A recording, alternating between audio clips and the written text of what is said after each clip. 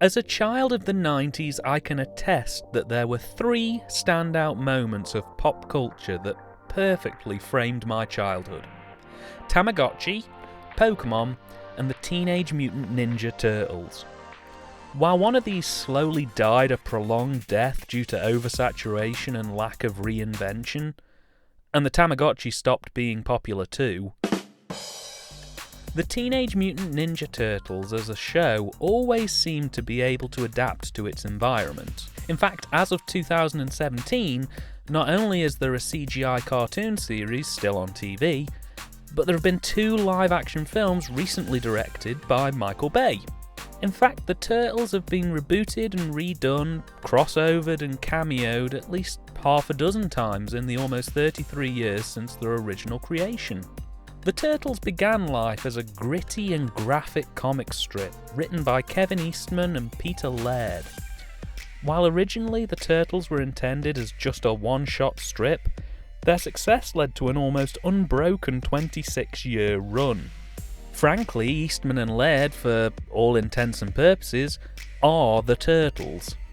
They've had involvement in almost every single adaptation of them since those early strips. And I believe even after they sold the rights to Viacom in 2009, they still continued to have input in how the Turtles should behave and what they would most likely do in any given situation. Between 1984 and 1999, Turtles were absolutely everywhere, featuring in video games, as collectible toys, t-shirts, vehicles, and even having a live whistle-stop tour at one point. They're such an embedded part of culture for kids of the 80s and 90s, I think you'd struggle to find an adult aged between 18 and 30 who hadn't either watched, played, or read about the Ninja Turtles at some point in their lives.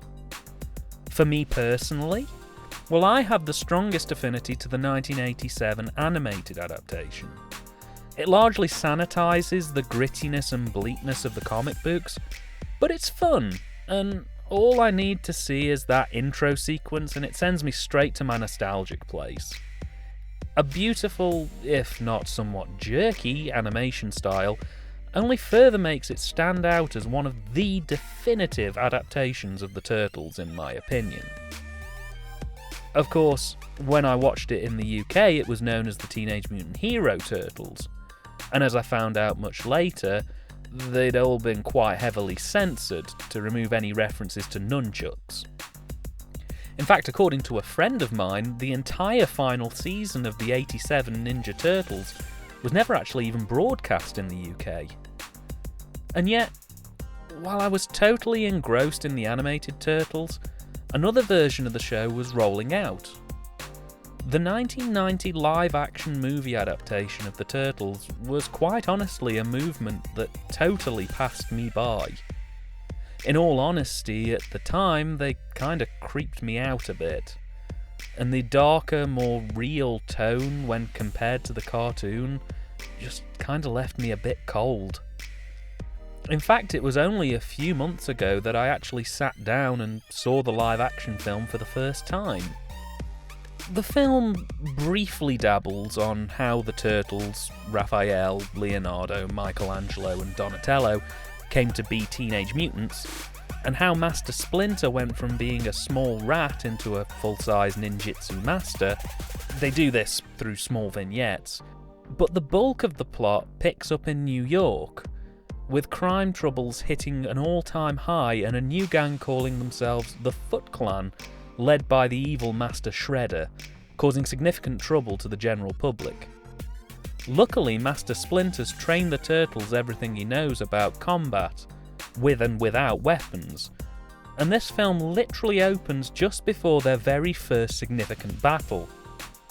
They end up saving the life of a local news reporter, April O'Neil, who eventually finds out about the Turtles' lair, and after a bit of confusion, the group become good friends. Raphael also bumps into one Casey Jones, a vigilante who wears a hockey mask and aims to return order to the streets. He eventually meets up with the full team, and all is going well until one night the Turtles return home to find their lair destroyed and Master Splinter kidnapped, presumed dead. After hiding out in April's apartment and narrowly avoiding a fight to the death with the Foot Clan, the Turtles, along with Casey and April, end up escaping to an old abandoned farm to lay low and plan their next course of action, before Shredder's army gets out of hand. One of the main reasons I never really bothered watching the 90s Turtles movies, or even the live-action TV series that followed on from them, was pretty much down almost entirely to the style of the animatronics and the general puppetry of the Turtles and Master Splinter. At the time, I thought they looked too rubbery and bloated to feel like I was watching the Turtles. Having now sat through this film, I can say that my opinions haven't really changed. Those rubber prosthetics, I'm sure, were quite impressive technically for the time, but they just don't come across as pleasant to look at for me. In fact, watching this now, it really hasn't aged well. They look like rubber suits, and despite the best attempts to make them appear as otherwise, they sadly fail miserably. Splinter isn't exactly up to much either. He's a bit too dilapidated to come across as Jim Henson lovable, but too well crafted to fit with the Meet the Feebles crowd. It's all rather unsettling, though mercifully this was actually only one of two things that bothered me about this film. Teenage Mutant Ninja Turtles was directed by Steve Barron, who's probably best known for directing the 1993 sci-fi comedy movie The Coneheads. He's also probably best known for directing a metric ton of 80s music videos, featuring the likes of The Human League, a-ha, and Michael Jackson. His work here really shines as he tries his damnedest to get the most animation he can out of the 4 slabs of rubber on screen, and he does a damn fine job of making it work the best he can. The characters all seem animated, but not overly so. It never quite strays into unbearably wacky, though it does get close to the line. But pretty much throughout, Barron seems to get the best out of his cast, and some really striking location work throughout this film really helps to drive home the grimy undercurrent that New York is famous for. Going hand in hand with this direction, the cinematography is absolutely beautiful through this, with a fantastic range of composition, some nicely handled experimentation, particularly in the mirror shots in April's apartment, and some very decent setups, particularly in the sewer sequences, which are terrifically nasty looking and beautiful all at the same time. A superb job if ever one was needed. Equally tied to the cinematography and the direction is the lighting, which is beautiful in this movie, dancing between very heavily crafted moonlit-soaked sequences and some pretty decent stabs at using natural lighting. The end result is a film that gets the best out of its cast and locations through a mixture of fantastic lighting and composition. But I can't even stop gushing there, really, because the choreography ties in with these elements to help create an incredibly dynamic, high-action set of fight sequences, in which you really feel the weight behind every punch and kick. Considering these are 4 actors in rubber suits with poor visibility fighting soldiers wearing black masks with low visibility, the punches all feel quite decent. There's some real fluidity in the fight sequences, and the whole thing is lovingly held together by an edit that's frankly quite superb. It's sharp, precise, and to the point. This film doesn't waste cuts, nor does it bask in them. It tells the story as concisely as it can, and it makes it look damn beautiful doing so. Serious kudos to the editing team behind this one, they've really knocked it out of the park. I feel like I've just cruised through about 4 or 5 elements that I really could break down unto themselves, but one of the things I feel I really need to stress with this film is that all of these elements work in near perfect synergy with each other. It feels like everyone involved in this production was more or less on the same wavelength and knew exactly what was required and what was needed in order to make this thing work. Had even one of these elements not quite sat right, I'd probably be sat here talking about the 1990 disaster film that was the live-action Ninja Turtles movie. It's the fact that all of these elements are so uniquely harmonised that I really feel the need to stress just how impressive for a kids' movie this is. I should also say at this point that the soundtrack is pretty solid as well. While it isn't one I'd be rushing out to pick up anytime soon, they've managed to make it sound original, and they use elements of it very well to help punctuate and emphasise key moments superbly. It's very tonally in check with the film's atmosphere. The acting for the most part is pretty solid as well, with our core cast of the Turtles, April, Splinter and Casey being played tonally with a hint of melodrama, which here works absolutely fine. Again, in the wrong hands, this could have been irritating, but it's handled so smoothly here that the cast seem to totally enjoy themselves. And those good vibes really do come across strongly. In fact, the only person who I don't necessarily think meets the requirements of the part would be James Saito as Shredder. Not that he gives a bad performance, quite the opposite, he's great in the role. He's just a little bit weedy for the ninja master and leader of the Foot Clan. Don't get me wrong, I'm not expecting a bodybuilder in the role, but without his cape, Shredder in this movie does look a bit like a twig.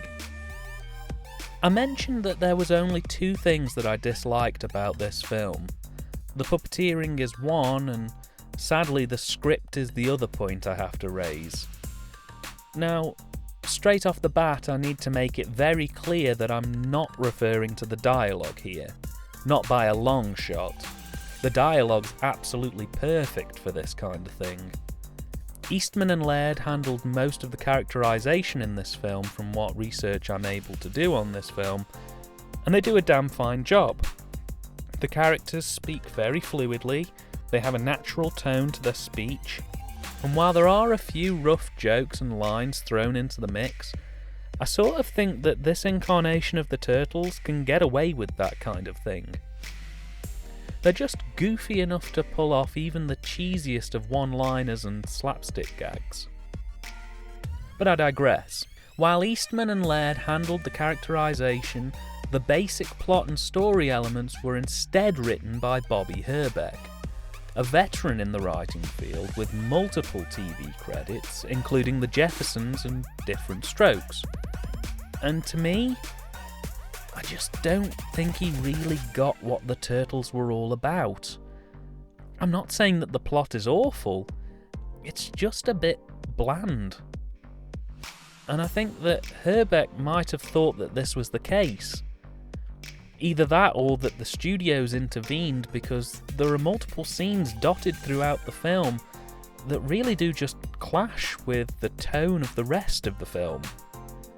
In particular, the Foot Clan's secret 90s skateboard arcade hangout, which to me was just Pleasure Island from Pinocchio, but with absolutely no reason to be there, was such a stark contrast to the rest of the film. I'm almost certain that it wasn't planned like that in the first draft. I mean, there are moments in these scenes where kids are happily puffing away on cigars. You wouldn't see that kind of thing today. Totally inappropriate for a kids' film, even if it was a different time. Realistically, those sequences could have been totally removed at no cost to the plot or narrative, and no one would have known any better. They suck. Really bad. It just feels shoehorned in and so out of place.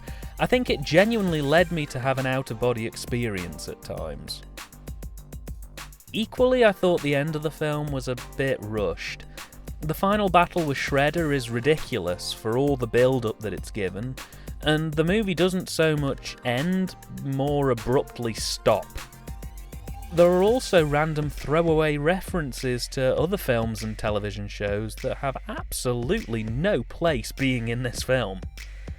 Because what kid aged between 5 and 14 wouldn't appreciate a Grapes of Wrath reference? In short, I don't think the plot of this movie was written with particular care. It feels to me like it was sort of pulled together from a mixture of a handful of Turtles cartoons, Pinocchio, and a couple of gangster films over a long weekend. Teenage Mutant Ninja Turtles was released on DVD by Medusa Pictures in 2005. It was also given a Blu-ray release in 2014 by Medium Rare. These aren't really anything to write home about in terms of quality, but at least both versions are available uncut finally. I've touched on censorship in the past in many of my videos, and the Teenage Mutant Ninja Turtles movies were some of the last to fall victim to the Mary Whitehouse-driven efforts to protect the minds of the innocent. By the time this film was due for release in 1990, the BBFC were going through a phase where they thought ninja films were going to mark the end of civilization, particularly ninja weapons. As a result, from the early 90s to the early 2000s, it was almost impossible to find any ninja movies or action films that used ninja weaponry uncut in the UK. The Turtles suffered heavily from this, with the original release of the movie being edited to remove any gratuitous scenes of ninja weaponry, and in particular any scenes involving nunchucks. But luckily the ban on ninjery things ended with the resignation of James Furman, who after nearly 25 years of incredibly odd and selective censorship, would resign in 1999, choosing to end his career with the BBFC with one final movement: to legalise hardcore pornography for sale in adult shops. Furman would pass away in 2002, effectively bringing to an end one of the biggest tug-of-wars between the artist and the censor boards in British history. There's still the odd tussle here and there from the odd extreme filmmaker with terrible nightmarish visions, but you can sleep safely now knowing that one of the biggest creative cullings in modern history began with nudist camp movies and ended with the Ninja Turtles and hardcore porn. This is a really well-crafted and technically executed film. I grew up with the Turtles, and I must say, having never seen this film until now, I was impressed at how well they managed to get the balance about right in terms of making it both action-packed and a well-written family film for its time. Is it perfect? No, absolutely not. It's aged quite a bit, and some of the scenes in this are just awful. Would it be relevant to a modern child audience? No, I don't think it would. But then again, kids today have their own heroes to look up to, just as I have mine from when I was a kid. This was a total time capsule, and anyone who was there to experience that period of time will most probably connect with this film very fondly.